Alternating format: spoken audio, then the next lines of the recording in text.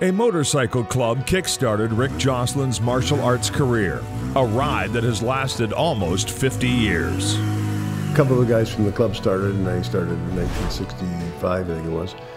And then we worked out at the YMCA. It was relatively new. Nobody really understood too much about what karate was and stuff. And I found it very invigorating, and it was a good positive motivation. Within 18 months, Rick had his black belt and started his own club. After using a variety of community centers around the city, he settled on a permanent location that has become a landmark on Concession Street. In 1973, we decided we'll expand a bit more. We were a big competition team. We did a lot of bus trips to Montreal and Pittsburgh and Pennsylvania areas, and so we opened up this club.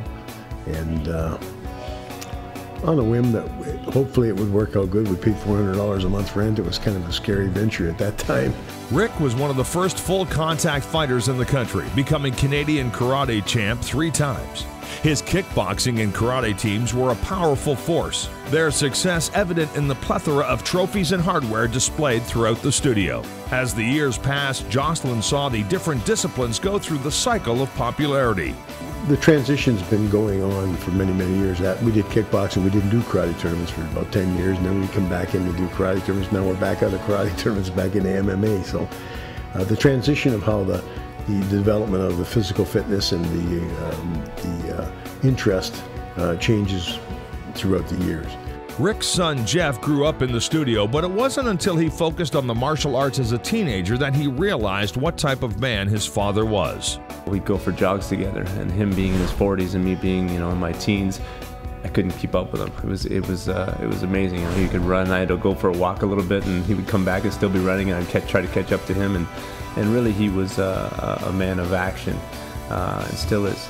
The superb conditioning obtained from martial arts had Marty McSorley, George Larocque, and the entire Lorne Mulliken-coached Hamilton Bulldogs training with Joslin. So we used to do 500-600 push-ups during a workout and 600 sit-ups and stuff, and they couldn't keep up.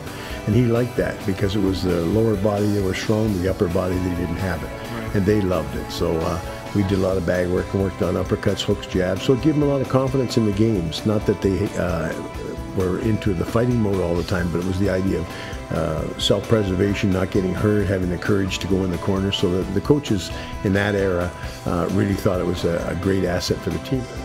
All right, you have to pivot. Chris was perfect on hers, yours was perfect. Over 10,000 students have been taught martial arts at the Joslin's facility. They have hosted countless tournaments, toured the world, and provided a positive environment for students of all ages and abilities. It was always very apparent that my father was doing good things and treating people right, because anytime we went out, it would take about a half an hour to get out of a building and go somewhere else, because everybody would be stopping and saying hello and stuff. So that was really a testament to how how well he treated people and how he took time for everybody who that he spoke to. And you can see in the students that come back nowadays, they come back 20 years later, 30 years later, and start training again because of the great experience they had back in the day training with my father. The Hamilton Sports Hall of Fame welcomes Rick Joslin.